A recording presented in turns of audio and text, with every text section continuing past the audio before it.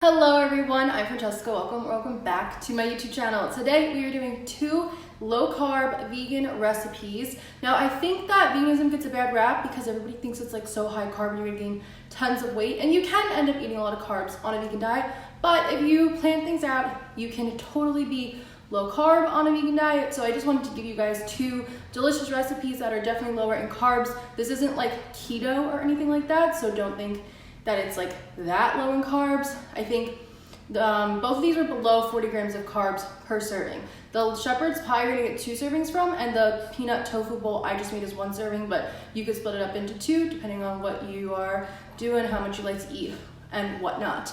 They're both really delicious. They're actually very easy to make, and I think that you guys are really going to enjoy them. Full recipes are down below in the description box. There'll be a link to blog posts as well as all the ingredients written out. So with all that being said, let's get into the recipes. Our first recipe is gonna be for the shepherd's pie. We used cauliflower mash on top, and you're gonna get 2 servings from this. It's so good, so let me show you how to make it. So we're gonna start by boiling our cauliflower about like 1/3 of a head, and we're gonna boil that until it's really soft and super fork tender. While that is boiling, you can work on your shepherd's pie filling. So I'm gonna add a little bit of olive oil into a pan, and then we are going to add in some veggies. I went with corn, carrots, onions, and peas. And we're just gonna let these cook for a few minutes just to get them nice and softened up, and also because the peas and corn are frozen. And then I'm gonna add a little bit of salt and pepper to them. I'm just gonna let these cook up for a few minutes, about 3 to 5 minutes, not very long. These are the plant-based crumbles that I am using. They're from Lightlife, the Smart Ground. You can use any ones you have. It may change the macros a little bit, but still will be really good. So I'm just gonna break those up with my spatula. As it warms up, it breaks down easier. Then I'm gonna add in a cornstarch slurry, which is just cornstarch that I mix with a little vegetable broth, and I'm gonna add in veggie broth now. And this is gonna help to thicken this and make it sort of gravy-like inside and make it really good. So you're just gonna let this cook up for a few minutes on the stove. Now we want this to be a little bit liquidy because we are going to bake this, and it's gonna thicken up while it bakes. So don't worry if it seems a little bit too soupy almost, it will thicken up while it bakes. I'm gonna add in some seasoning. So I'm adding garlic powder, onion powder, a little bit of black pepper, some dried rosemary, dried thyme. You can use fresh too if you have, and just give that a mix. And you can also add in a little extra salt if you like, depending on if you're using low sodium vegetable broth or whatever you're doing. So this is our cauliflower. As you can see, it's super fork tender. It is actually falling off my fork, which is exactly what we want it to be. We're gonna add in 2 tablespoons of vegan butter, a little bit of salt. I'm using the vegan butter from Miyoko's, by the way, and a little bit of non-dairy milk, unsweetened, no flavor, otherwise you'll end up with vanilla tasting cauliflower mash. So then you can just use the back of your fork to gently begin to mash this up. And I'm doing this on the stove. It's off, but the burner is obviously still warm. I find it helps. And then I'm just gonna take a masher and just mash it up even more. Into a oven-safe dish, we're going to add that bottom filling, and then we're gonna add on the cauliflower mash on top. If you don't care about low-carb shepherd's pie, I do have a recipe for real shepherd's pie, which I will link up above. And then we can just spread that cauliflower mash on top. I tried to make like a little bit of texture with my spoon, but it wasn't really working. And we are just going to bake this at 425 Fahrenheit for about 25 to 30 minutes until it gets really golden brown and bubbly on top, and then I'll broil it for a few minutes on top as well. How beautiful does that look? So crispy and oozy and just amazing on top, and everything is really thickened up nice now.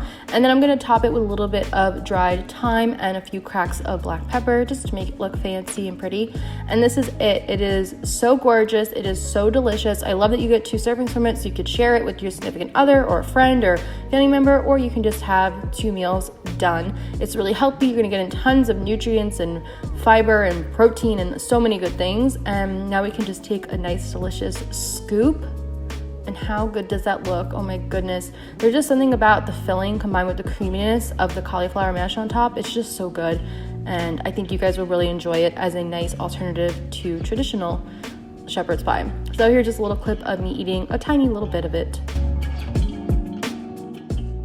Our second recipe is going to be this crispy peanut tofu bowl. So good. I love this. I eat this like every week.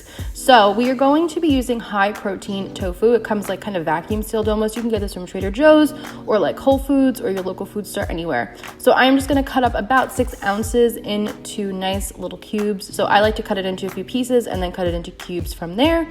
And I love the high protein tofu. If you haven't tried it, I definitely recommend it. We're going to bring this over to the stove and we're going to pop it in a pan with a little bit of sesame oil.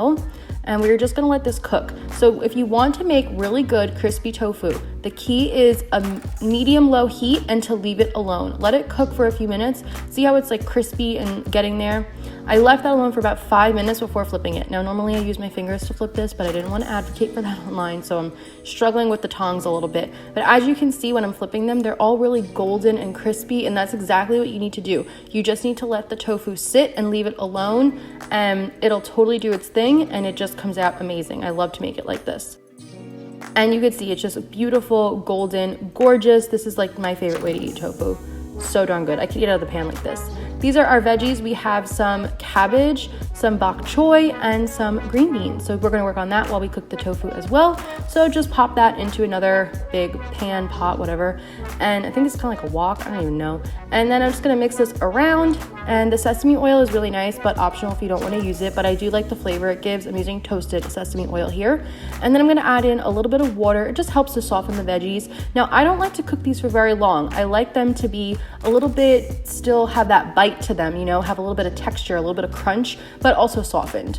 So once it looks like this, that's about good, about 5 to 7 minutes of cooking. And then we're gonna add in some soy sauce and a little bit of garlic powder just to make sure these guys have a decent amount of flavor. So let's work on our sauce. We're gonna take peanut butter and some grade A maple syrup, non-dairy milk of choice, and a little bit of sriracha, and that's it. Mix this together. If you are allergic to peanuts, you can use a different kind of nut butter, or you can use tahini. And I just give this a taste to make sure I like it, and it's all good.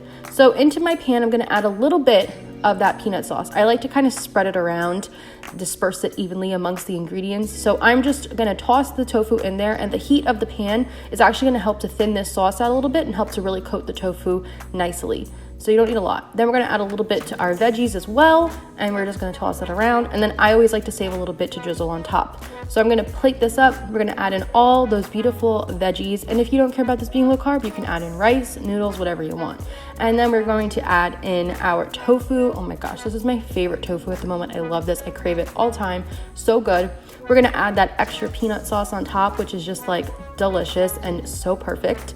And then of course I like to just garnish with a little bit of green onion. I cut these on an angle to be fancy and pretty.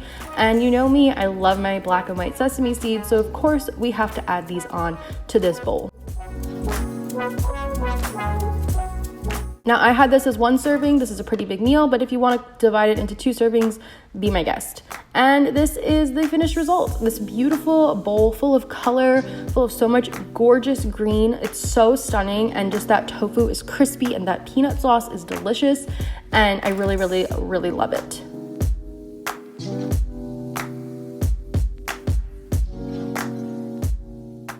Alright guys, and those were our 2 low-carb vegan recipes. If you like this, please make sure to like, comment, subscribe, all that good stuff helps the channel out, helps us to grow and spread more vegan recipes. Like I said earlier, all recipes are listed in the description box down below. You can find blog posts of those and the ingredients are written out.